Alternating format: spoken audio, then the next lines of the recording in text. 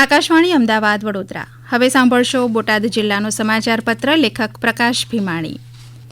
વિક્રમ સંવત 2082નો શુભારંભ થઈ ચૂક્યો છે. દિવાળીની રજાઓ પછી લાભ પંચમીથી ધંધા રોજગારના મુહૂર્ત થતાં સુમસાન બજાર અને ઓફિસોમાં ચહલપહલ જોવા મળી રહી છે.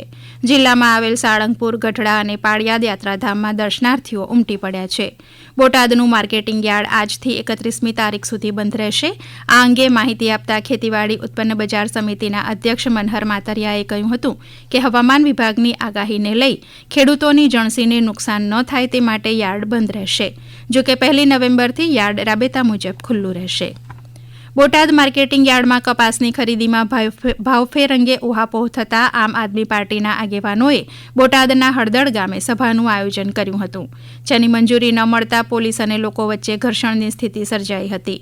આ અંગે બોટાદ પોલીસ દ્વારા 85 લોકો વિરુદ્ધ ગુનો નોંધવામાં આવ્યો હતો.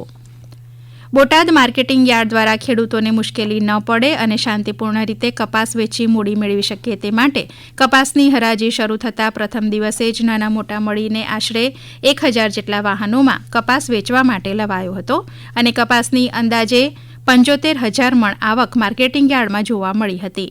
બોટાદ કોટન યાર્ડમાં 1050થી લઈને 1500 રૂપિયા સુધીના ભાવ ખેડૂતોને હરાજીમાં મળી રહ્યા છે. શાંતિપૂર્ણ માહોલમાં નિયમિત હરાજી સહિતની કામગીરી કોટન યાર્ડમાં જોવા મળી હતી. બોટાદ દિવાળીના પર્વ પહેલા લોકો ખરીદી કરવા માટે પરિવાર અને બાળકો સાથે મુખ્ય બજારમાં ઉમટ્યા હતા. જો કે બોટાદ જિલ્લાના મુખ્ય વ્યવસાય હીરા ઉદ્યોગમાં મંદી તેમજ પાછોતરા વરસાદથી ખેતીમાં થયેલ નુકસાનના કારણે ખરીદીમાં મંદી જોવા મળી હતી.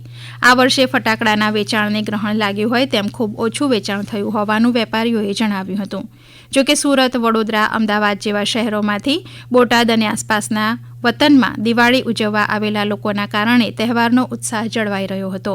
તો જીએસટીમાં મળેલી છૂટછાટના કારણે લોકો ઇલેક્ટ્રોનિક અને ગાડીઓની ખરીદી કરતા જોવા મળ્યા હતા. બોટાદના પ્રકૃતિ ઉપાસક અને બોટાદ મુક્તિધામના પ્રણેતા અને શ્રી ધન્વંતરી ઔષધીય ઉપવનનું નિર્માણ કરનાર ગ્રીનમેન CL ભીકડિયા અને વિવિધ વૃક્ષો, લતા અને છોડના બીજ એકઠા કરી ચિત્રકૂટ બીજ બેંક દ્વારા ગુજરાતમાં ફ્રી બીજ વિતરણ કરનાર દિગ્વિજયસિંહ ચુડાસમાને પ્રકૃતિ મિત્ર એવોર્ડથી સન્માનવામાં આવ્યા હતા. ગાયત્રી તીર્થ અંબાજી ખાતે મહાનુભાવોના હસ્તે તેમને પ્રકૃતિ મિત્ર પુરસ્કાર આપવામાં આવ્યો હતો. સુપ્રસિદ્ધ યાત્રાધામ શ્રી કષ્ટભંજન દેવ હનુમાનજી મંદિરે છેલ્લા 70 વર્ષથી પરંપરા મુજબ કાળી ચૌદસ નિમિત્તે વિશેષ યજ્ઞનું આયોજન કરવામાં આવે છે, જેમાં આ વર્ષે ગુજરાત પ્રદેશ ભાજપના નવનિયુક્ત પ્રમુખ જગદીશ વિશ્વકર્મા, પૂર્વ મંત્રી ભૂપેન્દ્રસિંહ ચુડાસમા, ધારાસભ્ય બાબુ જમના પટેલ સહિતના મહાનુભાવોએ યજ્ઞના દર્શન કર્યા હતા. 530 જેટલા યજમાનો યજ્ઞમાં જોડાયા હતા. બોટાદ જિલ્લાના સુપ્રસિદ્ધ યાત્રાધામ ગઢડા ગોપીનાથજી દેવ મંદિર ખાતે દીપોત્સવની ઉજવણી નિમિત્તે 1.25 લાખ દીવડાઓ પ્રગટાવવામાં આવ્યા હતા અને દીપોત્સવી ઉજવણી અંતર્ગત ગોપીનાથજી દેવને વિશેષ શણગાર તેમજ પૂજન અર્ચન કરવામાં આવ્યા હતા. પાળિયાદ વિસામળ પીરની જગ્યા, BAPS ગઢડા અને સાળંગપુર મંદિર તેમજ બોટાદમાં આવેલ અનેક ધાર્મિક સ્થાનોમાં દીપોત્સવ, સુશોભન, રોશની, આરતી, પૂજન અને અન્નકોટ દર્શનનું આયોજન કરવામાં આવ્યું હતું. મહિલાઓના જુસ્સાને પ્રોત્સાહન મળે તે હેતુથી નાયબ બાગાયત નિયામકની કચેરી બોટાદ દ્વારા બોટાદ જિલ્લાના વિવિધ તાલુકાઓમાંથી આશરે 50 મહિલા ખેડૂત બહેનોને વાયબ્રન્ટ ગુજરાત રિજનલ સમિટની મુલાકાતે લઈ જવામાં આવ્યા હતા.